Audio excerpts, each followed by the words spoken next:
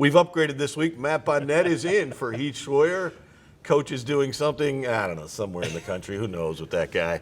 Matt, good to have you. I appreciate it. You know, every time I'm here filling in for Heath, it's because he is out making our department better. So Sure, that's a story. No, hey, we'll go with it that. is. See, that's why you get the big money right there. All right. Strange thing last week we saw James Lenardi, or Joe Lenardi, I'm sorry. Joe Lenardi from ESPN, the bracketologist, Right. the guru of brackets, comes out with an early bracket. And McNeese State you're not even in Dayton. No. Yeah. McNeese State is in the tournament Yeah. as a 16 seed, he's projecting, playing UConn in Brooklyn Right. for a chance to go to Los Angeles. Yeah. And then Las Vegas. I In guess Las we go to Vegas, that's right. Hey, you know, I mean, I think it goes to show you that the excitement around the rebirth of this program with Coach Will Wade, the players he's brought in, it is not just community and regional-wise. It's now national. national now.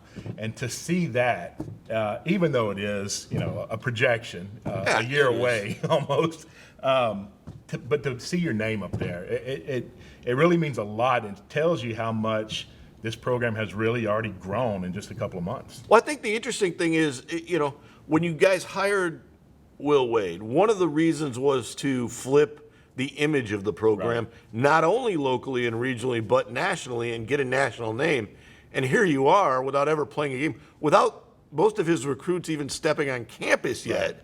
and you're in the tournament. And that, you know, has a lot to, obviously, Will Wade, getting him as our head coach and what he's done at LSU and what he did at Virginia Commonwealth. I mean, the guy's a winner. Yeah. And he's won everywhere he's been. He's sustained winning. He's built winning. And I think that's what's obviously we expected here, but I think that's what the nation expects as well. And this is the counter to the check you paid him to get him here. Absolutely. This is what you were looking for. Absolutely. It's great to get that attention. And I think once those players get here in June and go through their workout, start their working out and everything, and the media is able to see them, and I think that the excitement around this program is going to continue to grow. Yeah. And it's great to see, obviously. You know, again, it's a projection, but I can't tell you the last time if I've ever seen McNeese in a bracket. year advanced projection, a bracket. Exactly. No, it's stunning because we still have 3 scholarships open. Right. Yeah. So there's not even a projected lineup. There's not even a projected who's all here for sure. Right. So this is based on, and a lot of that is based on the league is going to change and obviously flip with new coaches. Right. But to get that kind of national attention only tells people, hey, you're at least on the board. Absolutely. We're going to have eyes on us, that's for sure. And now this week, you're hosting the softball tournament. Right. You're going to host baseball in 2 weeks. Busy time for your staff. Not just my staff, the entire department. I mean, you got the marketing staff, the events coordinating staff, our facility. I mean, it's a busy time. But it's also one of the best times of the year. When you're hosting a tournament, it just brings a different kind of excitement about the season. Does it also kind of give you, because of now all the ESPN and ESPN Plus stuff, really give you a chance to market your product? It really does. I mean, it's a chance to market the product, the facilities. People are going to see how great our facilities are on a national stage now.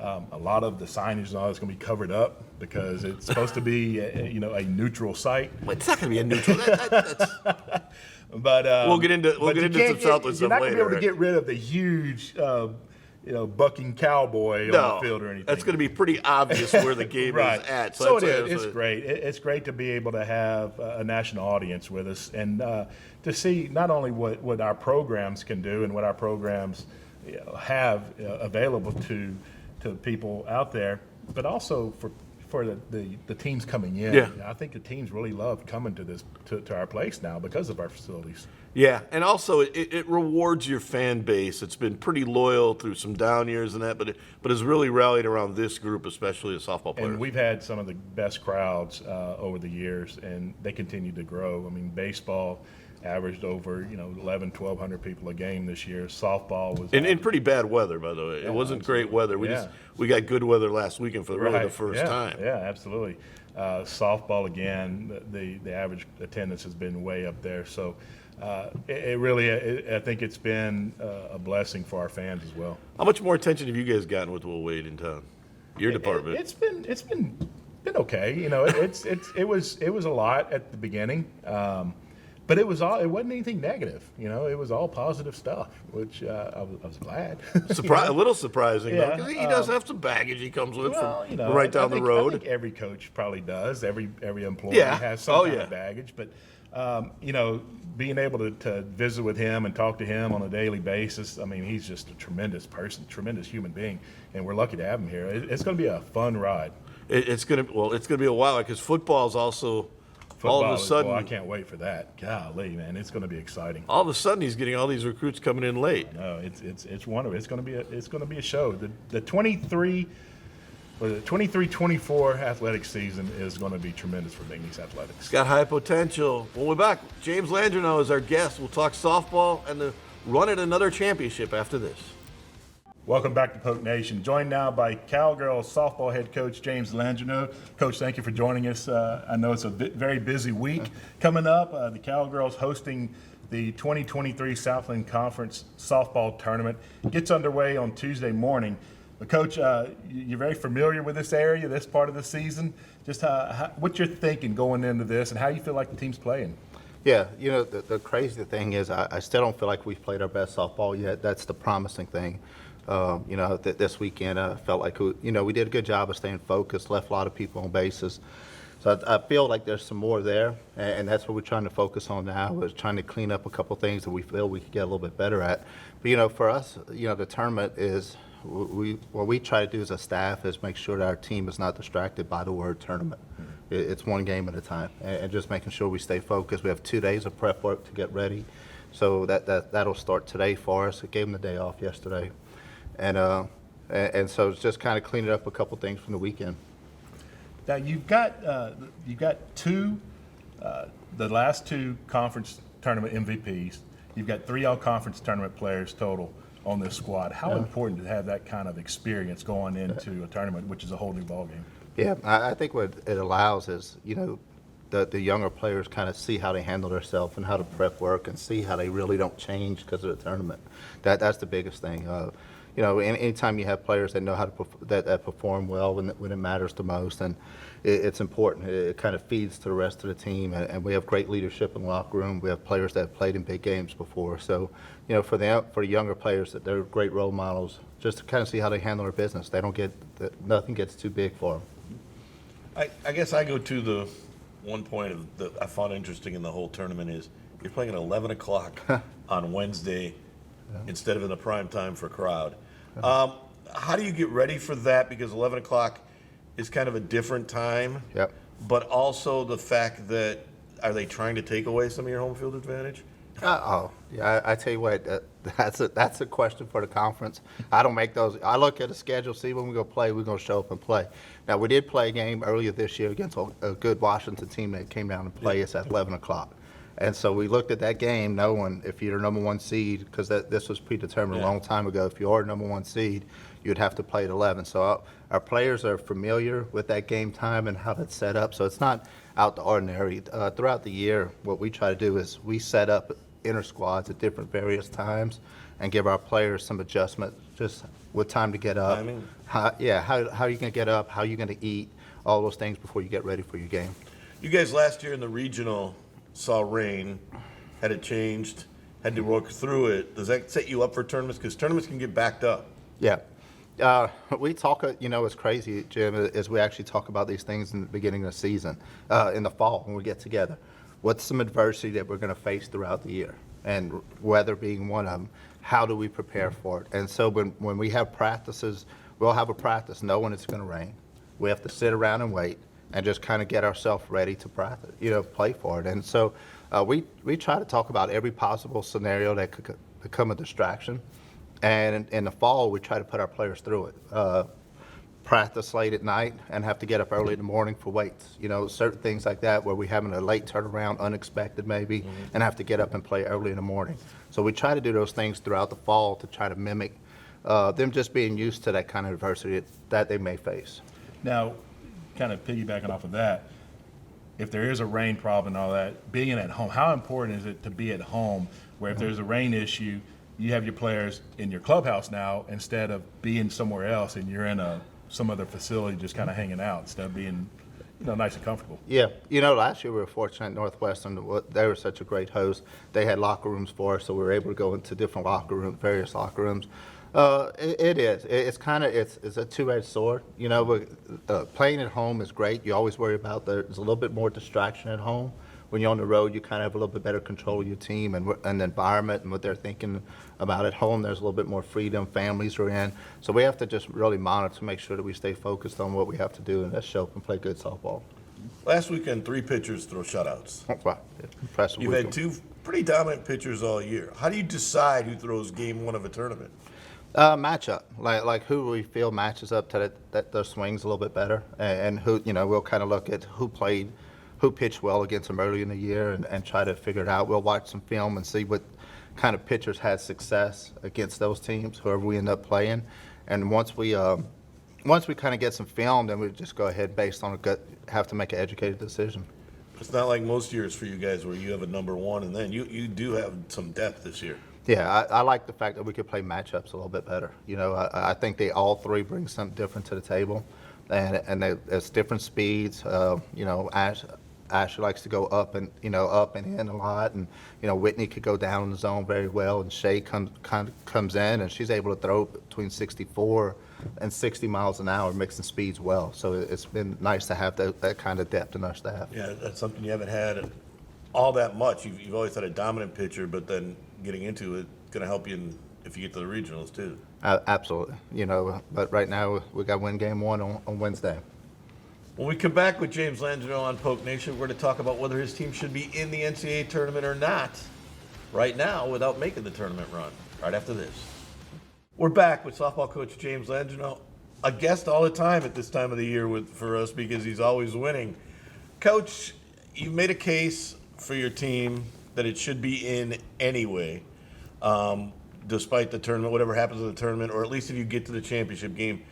What's your case for that, and how much have you upgraded the schedule enough, and has the league upgraded enough to help you out?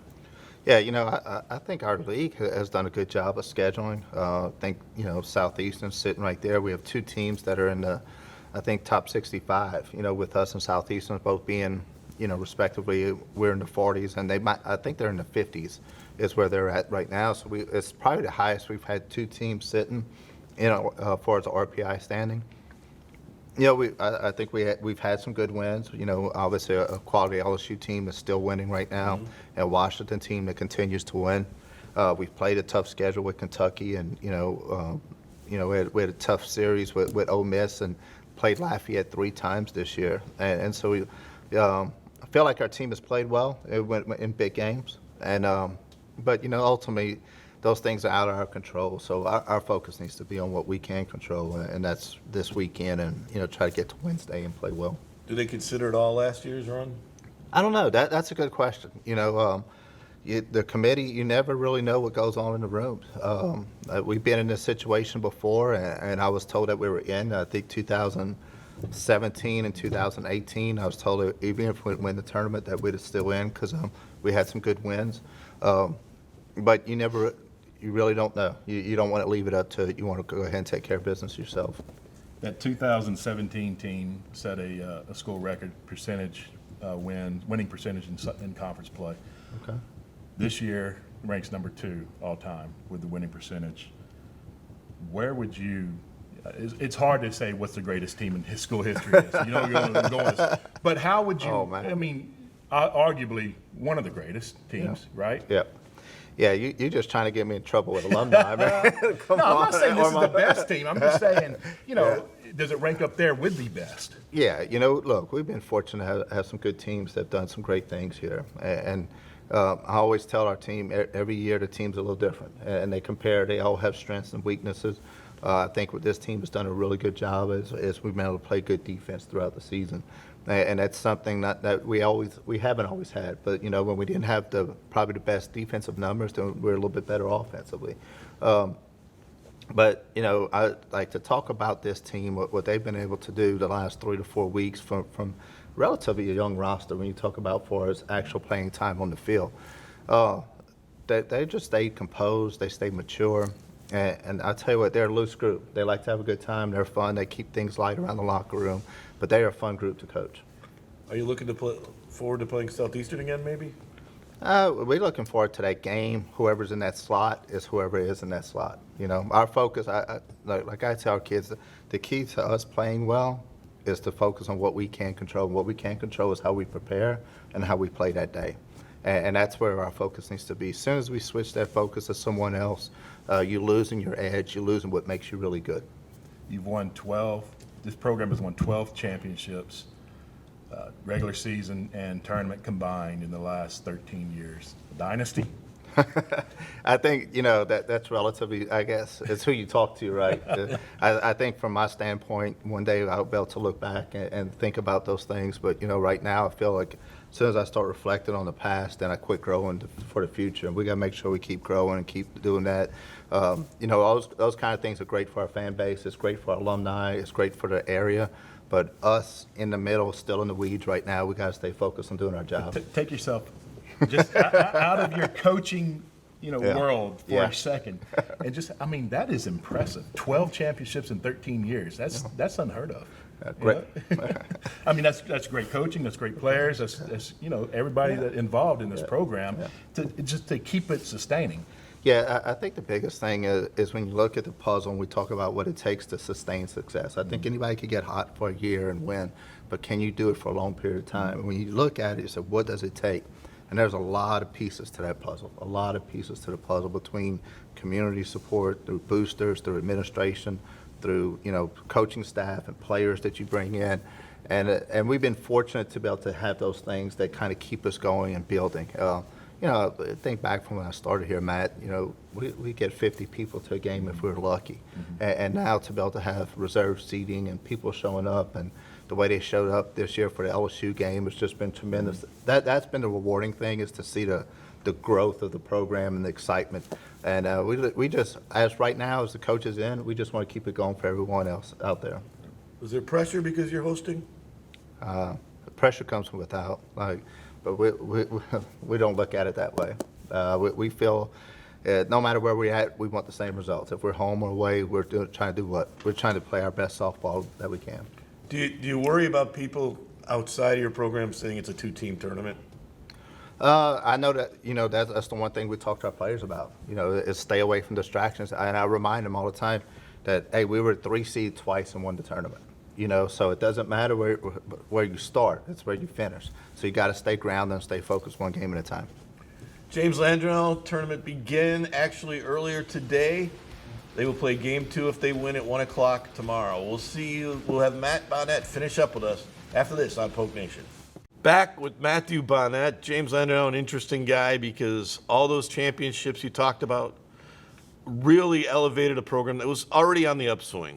It was, and you know, it goes way back to before James, before Joanna Harden. You had Mike Smith, you had Natalie Poole, a former All-American player for us. So it was a program on the upswing years ago, but sustaining that success, building on it. I mean, another 41 win season, a chance to break the school record in wins, to win the tournament this week. So it's a program continued on the rise. Saw it last year, getting to the regional championship game, and I think it's one that can keep going further. Well, and after last year's NCAA run in the regional to the regional final, really the only step next is to win a regional. Absolutely, and I really believe. I know that he didn't want to talk about the committee and and you brought it up. I really believe someone in that room is going to say, "Hey, look, they made it to the regional final last year. They won. I would hope that works. They won 40+ games because a lot of those get in because of reputation, and the seeding because of reputation. This is a team. if you win the tournament, not only gets an automatic bid, I think could be a number 2 seed. Two, definitely 3, possibly 2, depending on where they send them. But I also think that one thing that people don't count for, they were good TV last year. Absolutely. They beat Notre Dame twice in exciting games. They played Northwestern. They were on TV and they were good. People were talking about them, so that always gives you a little push. And you got a lot of those players back on this squad this year. Yeah. A lot of experience. So when you have a lot of players that have already played in the tournament, you might be a little nervous or whatever, but they're gonna go out there. They're gonna be relaxed. I think they're gonna be ready to play. And I think having that first day off, an extra day off, will help them get their legs under them. Get a chance to see who they're going to play. Yeah, who they're going to play. So, I think this team has got a real shot at winning this thing, and it'll be fun to see where we go. Now, behind us at the Legacy Center, they're getting ready for graduation. People ask me this all the time. What happens to the athletes who are playing the weekend away during graduation? Those are your baseball, softball athletes. So some Monday, track, I guess. Next Monday, we will have a graduation ceremony for baseball and softball. And it'll be just a real intimate ceremony. Their families and everything. So there is a graduation ceremony for those athletes that aren't able to walk on Friday, and that's something that we started several years back, and it's really a good time for them. That's nice because when I was in college, we didn't do it that way. And a lot of times They just said the heck with you. Yeah, we do it here. I think Northwestern State will probably do it at their place, where you go and when there's a graduation. Those teams that you're at, and we do it here, you'll recognize those visiting athletes as graduates. So, that's nice. yeah, it's a pretty good deal. The Southland Conference, very competitive league, but it is like a family league, and everybody gets along with each other. And everybody in my profession, we all have a great time. We have fun with everybody. You want to beat everybody. Yeah. There's a lot of competition, but it's respectful competition. McNeese going to start a bowling team? Hey, beach volleyball next spring. Beach volleyball Yeah, that's going to be fun. I hope we make it to the nationals, because that's in Gulf Shores.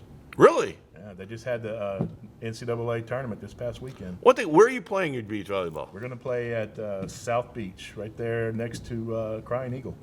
All right. Yeah, it's going to be a lot of fun. There's a lot of beach volleyball played in this area. So, Really? Yeah, I mean, it's a very huge recreation sport in this area. And so it's going to be a lot of fun. It'll be interesting to see how it takes off and see what happens. Yeah, But absolutely. at least it'll be good viewing. It'll be good viewing, viewing. I don't know. next to a bar. Maybe that'll be something we can try to get on ESPN Plus as well. Hey, why not? Hey, I do want to say this about this weekend. Your ESPN Plus coverage was really good, I thought. Was the best I've seen. Our crew, Danny Eccles and his company, they are tremendous. They've done all of our ESPN production all year long, started with football.